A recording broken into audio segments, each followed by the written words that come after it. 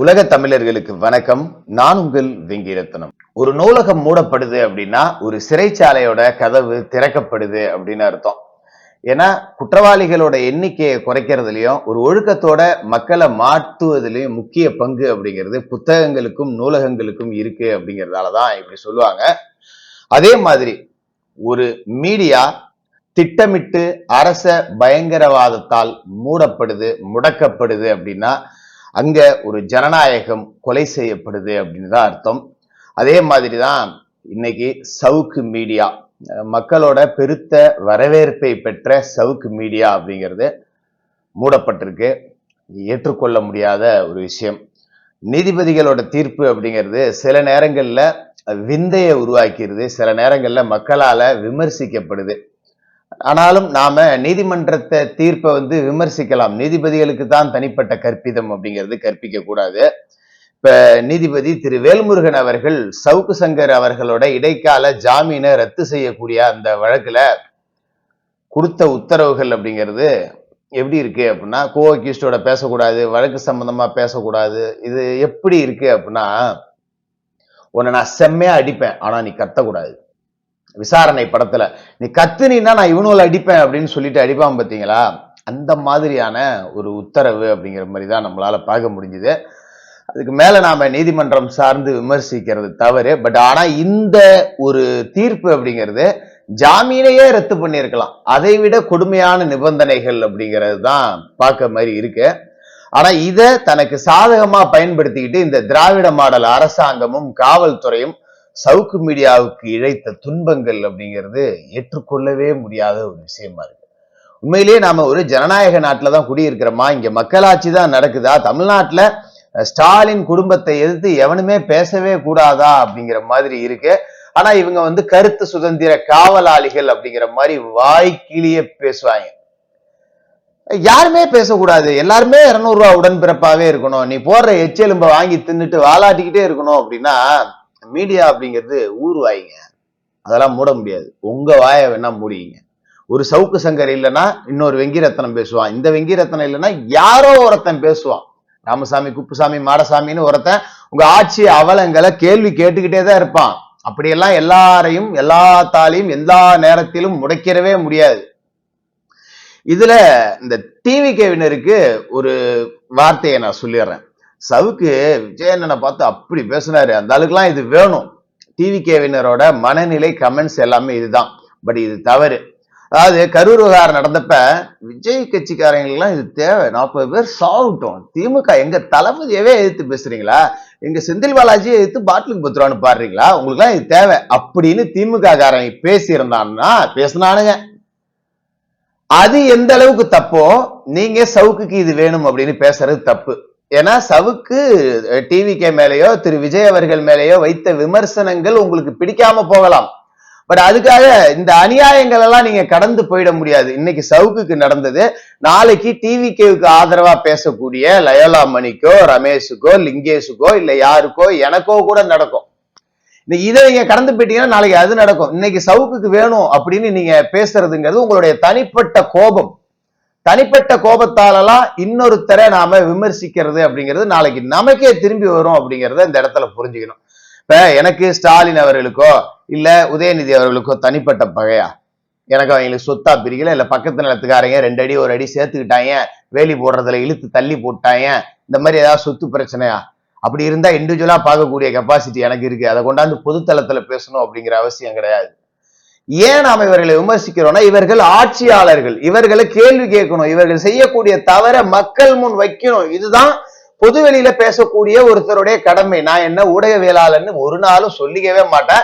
ஏன்னா ஊடகவியலாளன் அப்படின்னா நம்ம பார்த்து வியந்த ஊடகவியலாளர்கள்லாம் ஏகப்பட்ட பேர் இருக்காங்க. திரு சிவசுப்பிரமணியன் அவர்கள்லாம் நான் சொல்லுவேன், சவுக்கு சங்கர் அவர்களையும் சொல்லுவேன். சவுக்கு சங்கர் திமுக ஆட்சி வரணும்னு பாடுபட்டதே அவர் தான். நிறைய பேர் சொல்லியிருந்தாங்க ஆமா, இன்னைக்கு திமுக ஆட்சி அகற்றணும்னு நினைக்கிறது அவர் தான். ஆமா, ஒரு நல்ல ஊடகவியலாளனுக்கு எப்போதும் எதிர்கட்சியாக இருக்கக்கூடியதுதான் வேலை. அதை சவுக்கு சங்கர் அவர்கள் அதிமுக ஆளுங்கட்சியா இருந்தப்ப செஞ்சார், திமுக ஆளுங்கட்சியா இருந்தப்ப செஞ்சார். ஆனா அதிமுக ஆளுங்கட்சியா இருந்தப்ப இப்ப பேசினதை விட 10 மடங்கு பேசினார். அதிமுக அதை பெருசா எதுவுமே பேசல. பேசக்கூடியது அவன் வேலை, பேசிட்டு போறான், நமக்கு என்னன்னு கடந்து போனாங்க. ஏன்னா உண்மையான ஜனநாயகவாதிகளா அவர்கள் இருந்தாங்க. இங்க இருக்கக்கூடியது அயோக்கிய கூட்டம், ஜனநாயக படுகொலை செய்யக்கூடிய ஒரு கூட்டம். இப்ப என்ன நடந்துச்சு சவுக்கு மீடியாவிலன்னா, நீங்க இந்த பிசிஆர் வழக்கு இருக்க, இத வச்சு பயங்கர ஆட்டம் போடுறாங்க. நான் எந்த கட்சியவோ எந்த ஜாதியினரையோ சொல்லல, காவல்துறையினரே இதை பயன்படுத்துறாங்க. இப்ப நீங்க இந்த ஆனந்தன் அப்படின்னு இப்ப பகுஜன் சமாஜ் கட்சியோட மாநில தலைவரா இருக்காரு, அவர் அடிச்சாங்க, போனாங்க, வந்தாங்க அப்படின்னு சொல்லிட்டு ஒரு வழக்கு. அதுல போய் பிசிஆர் கேஸ், அப்படி ஒரு சம்பவமே நடக்கல, அதுல பிசிஆர் கேஸ் போடுறது அப்படிங்கிறது எந்த வகையில அப்படின்னு சத்தியமா ஏற்றுக்கொள்ளவே முடியல. இதனாலதான் ஜாதியை கேட்கறது. இது எப்படி நாம இது இது இது எங்க போய் முடியும் தெரியுங்களா? ஐயோ, வேற எவனையாவது வேலைக்கு வச்சா பிசிஆர் கேஸ் போட்டு எங்கேயாவது சேர்த்து விட்டுருவாங்க, நம்ம பேசாம குறிப்பிட்ட சமூக மக்களை மட்டுமே வேலைக்கு வச்சுவோம். நீங்க தமிழ் சினிமாவும் சரி, தமிழக ஊடகங்களும் சரி, ஒவ்வொரு காலகட்டத்திலையும் ஒரு ஜாதியோட கண்ட்ரோல்ல இருக்கும், இதுதான் வழக்கம். இப்ப ஒரு குறிப்பிட்ட ஜாதியோட கண்ட்ரோலுக்கு மட்டுமே வரணும்னு நினைக்கிறாங்களோ அப்படிங்கிறது நமக்கு ஒரு சந்தேகத்தை இங்க எழுப்புது. அந்த அடிப்படையில நிதிஷ் மேல பிசிஆர் வழக்கு, மாலதி மேல பிசிஆர் வழக்கு.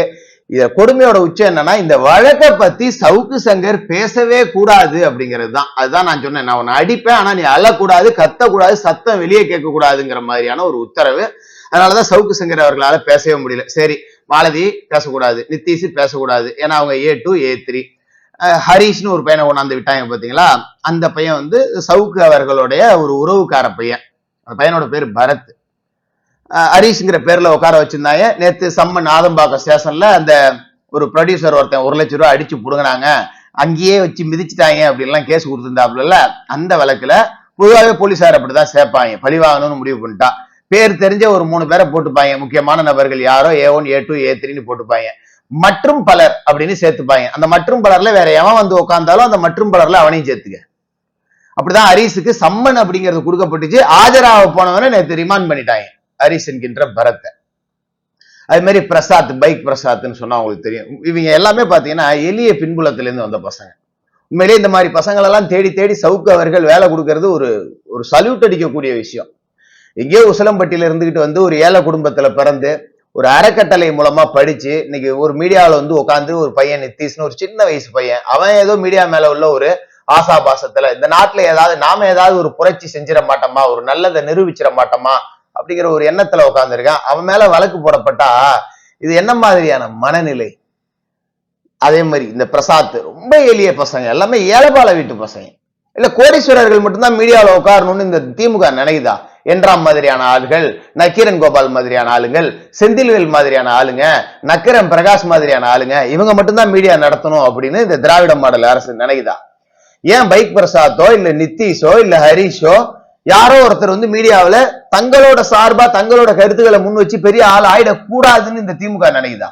ஆமா நினைக்குது. ஏன்னா இவன் எல்லாமே உண்மையை பேசுறான், திமுகவுக்கு எதிராக பேசல, நடக்கிற உண்மையை பேசுறான், அது திமுகவுக்கு எதிராக இருக்கு, அவ்வளவுதான். இப்ப கண்ணு மாதிரி சட்டம் ஒழுங்கு நாசமா போச்சு, ஸ்டாலின் ஆட்சியில இரும்பு கரம் கொண்டு அடக்கப்பட்டிருக்கு அப்படின்னு உங்க சௌரியத்துக்கு பேசுறதுக்கு அது என்ன நீங்க எழுதி கொடுத்துருக்க 200 ரூபாய் பத்திரிகைகளுக்கான இன்சா இல்ல பெண் நிறுவனத்துல பொறுக்கிதான் எல்லாரும் இவங்களும் திங்கணுமா?